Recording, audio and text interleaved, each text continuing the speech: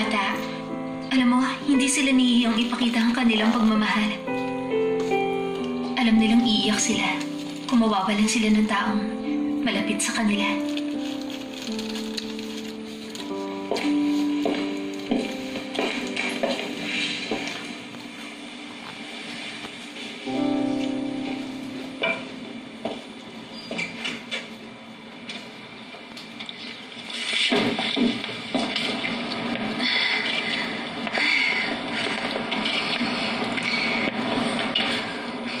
Maraming salamat, Jiho.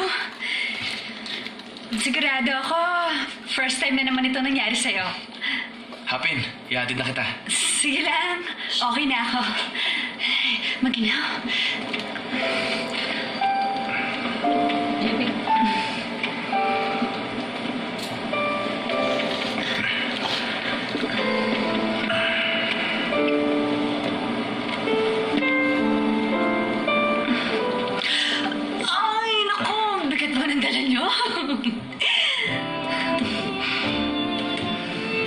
Pumasok na ba kayo sa kotse, ha?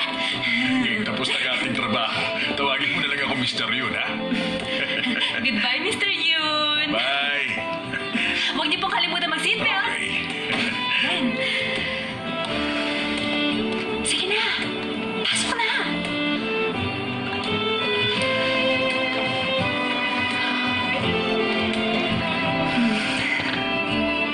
Ingat sa pag-drive.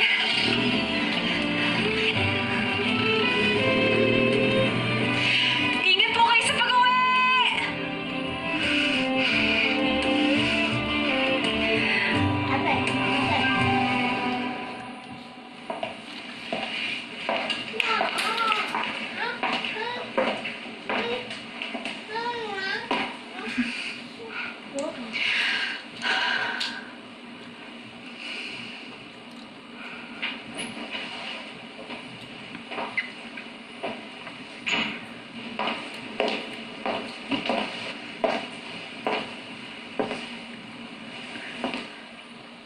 Sir?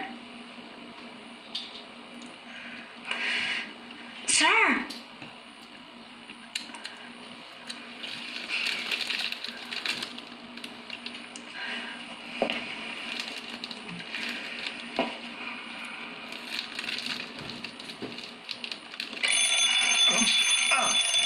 Sir, gising na! Gising na kayo! Kailangan niyo nang gumising, sir! Gising na! Ay, mo gumising, ha? Gumising ka na! Ano ginagawa mo? 5 minutes na lang. Ganito lang muna tayo. For 5 minutes.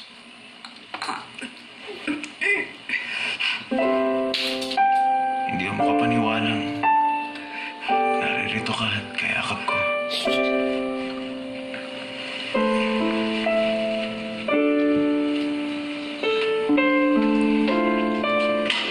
Dude, I'm here! Let's go!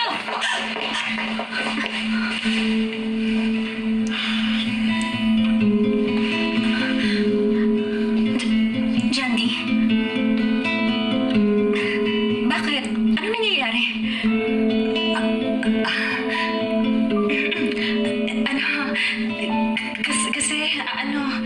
Yung...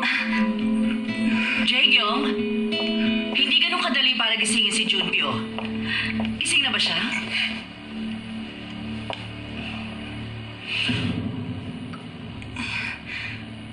Ikaw?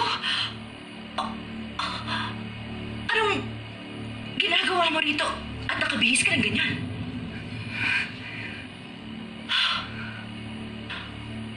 Magsalita ka. Sinong may gawa nito? Sinong naglakas ng loob na kunin kang maid at magtrabaho sa pamamahay ko? Ako!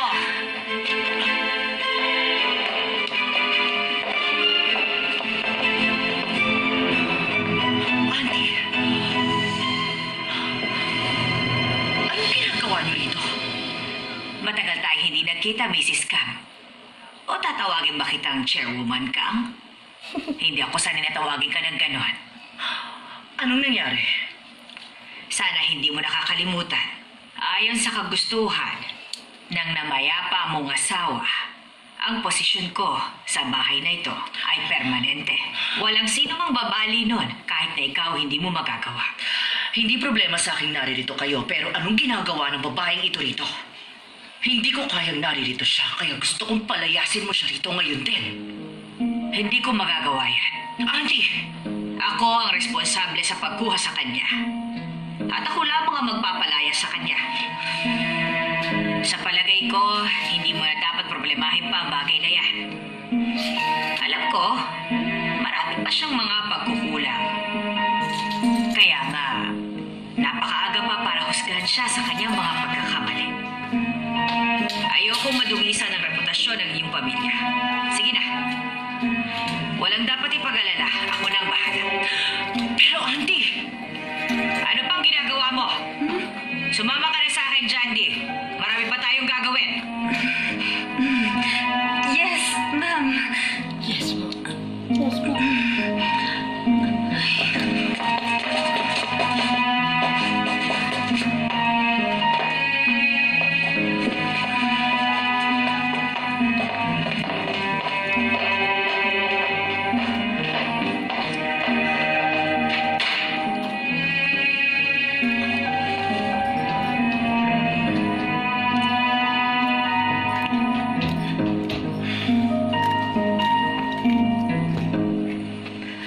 Marami pong salamat.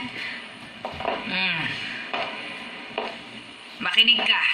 Wala kang dapat ipagpasalamat sa akin. May lilinawin lang ako sa'yo. Ano po?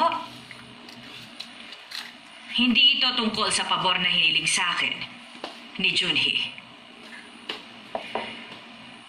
Simula nung umalis ako rito, Jandy, nag-alala na ako sa kalagayan ni Junpyo. Alam mo, mabait naman talaga ang batang yan. Pero naging bayolente habang siya'y lumalaki. Ganyan din po ang narinig kong sinabi sa akin noon ni Sujin. Pero alam mo ba, malaki ang pinagbago niya. At sa palagay ko, dahil sa iyo ang lahat ng ito. Napakalaki ng utang na loob ko sa bahay na ito. Gusto ko lang namang makasiguro na naaalagaan si Junpyo dahil yun lamang ang huli kong tungkulin na dapat gampanan. Uy! Matalas ang pakiramdam ko pagdating sa mga tao. Alam ko, mapagkakatiwalaan kita. Ikaw masarap yun. Ma'am, Pinagpenta ko naman.